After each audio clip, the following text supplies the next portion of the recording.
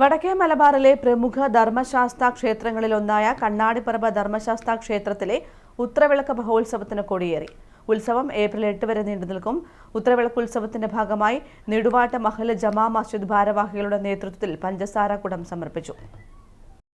കണ്ണാടിപ്പറമ്പ് ധർമ്മശാസ്ത്ര ക്ഷേത്രത്തിലെ ഉത്രവിളക്ക് മഹോത്സവത്തിന് ക്ഷേത്രം കോയ്മ മംഗലശ്ശേരി ഇല്ലത്ത് സുരേന്ദ്രൻ നമ്പൂതിരിപ്പാടിന്റെ തിരുവത്താഴത്തിന് അരിയളവും ക്ഷേത്രം തന്ത്രി കുമാരത്തില്ലത്ത് വാസുദേവൻ നമ്പൂതിരിപ്പാടിന്റെ മുഖ്യകാർമ്മികത്വത്തിൽ കൊടിയേറ്റത്തോടെയും സമാരംഭം കുറിച്ചു.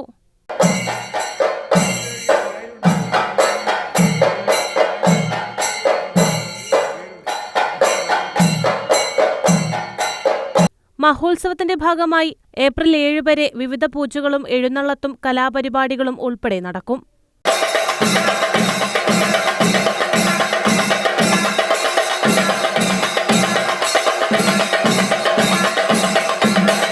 ഉത്രവിളക്കുത്സവത്തിന്റെ ഭാഗമായി നെടുവാട്ട മഹല്ല് ജമാ മസ്ജിദ് ഭാരവാഹികളുടെ നേതൃത്വത്തിൽ പഞ്ചസാര കുടം സമർപ്പിച്ചു.